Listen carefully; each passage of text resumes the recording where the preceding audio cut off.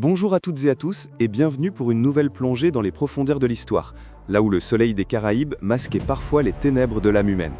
Aujourd'hui, nous allons explorer le récit d'un homme dont le nom seul suffisait à glacer le sang des marins et des colons du XVIIe siècle.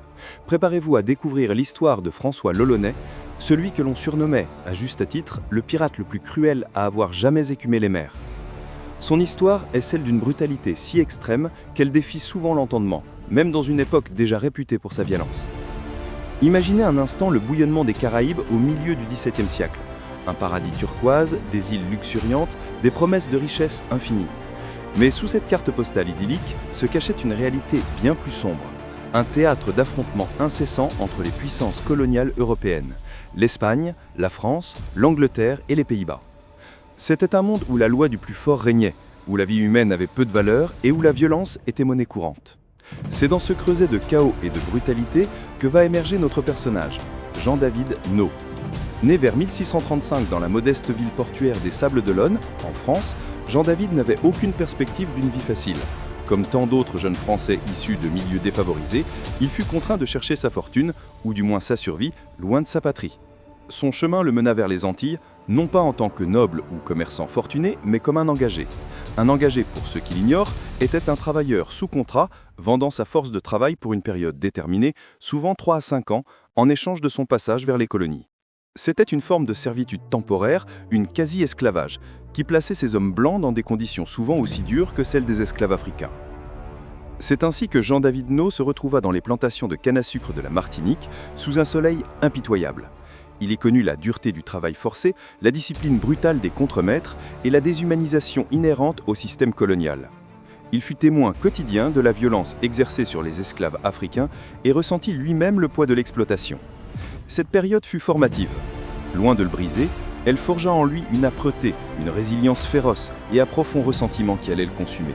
C'est dans ce creuset de souffrance et d'humiliation que naquit le germe de la cruauté qui le définira plus tard. Une fois son contrat terminé, Jean-David Naud se retrouva libre, mais sans le sou, sans attache et avec un avenir incertain. Cependant, les Caraïbes de cette époque offraient une échappatoire à ceux qui osaient, le bucanérisme. Sur l'île d'Hispaniola, du côté ouest, aujourd'hui le Haïti, vivaient des communautés de déclassés européens, pour la plupart des chasseurs de bœufs sauvages. Ces boucaniers, tirant leur nom de la technique de fumage de la viande sur des clés de bois appelées boucans, étaient des hommes rudes, maîtres dans l'art de la survie en milieu hostile et du maniement des armes. Jean-David les rejoignit. C'est à cette période qu'il adopta le nom sous lequel il serait à jamais connu, l'Olonnais, sans doute en référence à sa ville d'origine, les Sables-d'Olonne. Parmi ces hommes de fortune, l'Olonnais se distingua rapidement. Sa capacité à diriger, sa bravoure au combat, mais surtout sa férocité sans limite, firent de lui un chef respecté et craint. La ligne entre le bucanier et le pirate était alors très mince. Avec la diminution des troupeaux sauvages, beaucoup de ces hommes se tournèrent vers la mer, attirés par les richesses des convois espagnols. L'Olonnais ne fit pas exception. Il devint un flibustier à part entière, c'est-à-dire un pirate agissant de manière indépendante, souvent avec une lettre de marque informelle des puissances ennemies de l'Espagne. Mais l'Olonnais n'était pas un pirate ordinaire cherchant uniquement le boutin. Il nourrissait une haine féroce et inextinguible envers les Espagnols, les colonisateurs de la plupart des Antilles et du continent.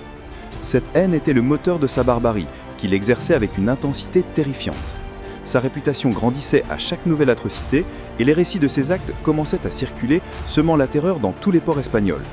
Il était dit que l'Olonnais ne laissait jamais de survivants, surtout lorsqu'il s'agissait d'Espagnols. L'une de ses premières grandes prouesses, qui établit sa légende noire, eut lieu après un naufrage. L'Olonnais et ses hommes, ayant perdu leur navire, furent découverts par un contingent espagnol. Plutôt que de se rendre, ils se battirent avec une telle rage qu'ils réussirent à vaincre leurs assaillants. L'Olonnais ordonna l'exécution sommaire de presque tous les prisonniers, épargnant juste un homme pour qu'il porte un message à la Havane. Celui qui s'opposerait à l'Olonnais subirait un destin funeste et sans pitié. Le message était clair et son impact dévastateur. Mais c'est avec le sac de Maracaibo et de Gibraltar, en 1667, que l'Olonnais atteindit l'apogée de sa cruauté et de sa renommée. Allié à un autre flibustier redoutable, Miquel le Basque, il rassembla une flotte impressionnante de 8 navires et environ 650 hommes, leur cible, Maracaibo, une ville espagnole prospère située au bord d'un lac éponyme au Venezuela, réputé pour ses richesses. L'expédition commença par l'assaut du fort de San Carlos qui gardait l'entrée du lac. Après une bataille acharnée, la forteresse tomba, ouvrant la voie à la flotte pirate. Maracaibo, prise par surprise, fut livrée à la fureur des flibustiers. Pendant des semaines, la ville fut systématiquement pillée, ses maisons incendiées, et ses habitants, riches sous pauvres, furent soumis aux tortures les plus atroces afin de leur extorquer des informations sur les trésors cachés. L'Olonais, par son ingéniosité perverse, inventait des supplices variés, des démembrements, des brûlures, dépendances lentes, privations d'eau et de nourriture. Il semblait prendre un plaisir sadique à prolonger la souffrance de ses victimes, non seulement pour obtenir des renseignements, mais aussi pour asseoir sa domination par la terreur. Loin d'être rassasié, l'Olonais se dirigea ensuite vers Gibraltar, une autre ville espagnole située sur les rives du même lac, espérant y trouver davantage de richesses. Malgré les avertissements, Gibraltar fut également prise d'assaut et subit le même sort funeste. C'est là, dans cette ville martyrisée, que l'Olonais commettrait l'acte le plus barbare de sa carrière, un acte qui scellerait sa légende comme le monstre absolu de la piraterie. Frustrés par la résistance obstinate d'un groupe de soldats espagnols et par leur refus de révéler l'emplacement de leur trésor, l'Olonais, dans un accès de rage et de folie pure, sortit son sabre. Devant sa propre équipage horrifié et les autres prisonniers terrifiés, il fendit la poitrine d'un officier espagnol, puis, avec ses mains nues, il arracha le cœur encore battant de l'homme et le mordit, menaçant les autres de subir le même sort s'ils ne coopéraient pas immédiatement. Cette scène d'une brutalité inimaginable, rapportée par ses contemporains et reprise par les historiens, devint l'emblème de l'Olonais. C'était un acte de cannibalisme symbolique, une démonstration de puissance et d'horreur pure qui dépassait l'entendement. Il ne s'agissait plus seulement de piller, mais de briser l'esprit de l'ennemi par une terreur absolue. Cet événement choquant servit de propagande macabre. La nouvelle se répandit comme une traînée de poudre, transformant l'Olonais en un symbole de l'épouvante. Les navires et les villes espagnoles tremblaient à l'évocation de son nom. Pour les Espagnols, il n'était pas un simple pirate, mais l'incarnation du diable, une force démoniaque envoyée pour les tourmenter. Et, d'une certaine manière, il l'était devenu. Son âme semblait dénuée de compassion, trouvant une satisfaction pervertie dans la souffrance d'autrui, ou percevant cette violence comme l'outil le plus efficace pour atteindre ses objectifs. Il est important de noter la différence entre l'Olonais et d'autres figures célèbres de la piraterie. Alors que Barbe Noire, par exemple, utilisait principalement son apparence terrifiante et la psychologie de peur pour intimider ses victimes, sans nécessairement recourir à une violence extrême, l'Olonais faisait en sorte que sa réputation de barbarie fût toujours confirmée par ses actes. Il ne se contentait pas de menacer, il exécutait ses menaces avec une fureur inouïe. Ses ennemis, entendant son nom, savaient pertinemment ce qui les attendait. Il n'y avait ni négociation possible, ni reddition facile, seulement une agonie prolongée et une mort certaine. Sa spécialité était le massacre. Il décapitait, démembrait, torturait de toutes les manières imaginables. Malgré ses succès initiaux et l'ampleur de la terreur qu'il inspirait, le règne de l'Olonais ne pouvait durer éternellement. La cruauté extrême, bien qu'efficace pour terroriser les ennemis et extorquer des richesses, générait également une résistance farouche et une détermination inébranlable à l'anéantir. Ces méthodes n'étaient pas viables à long terme. Après les sacs de Maracaibo et Gibraltar, l'Olonais tenta d'étendre son empire de la piraterie vers de nouvelles régions d'Amérique centrale, cherchant de nouvelles sources de pillage.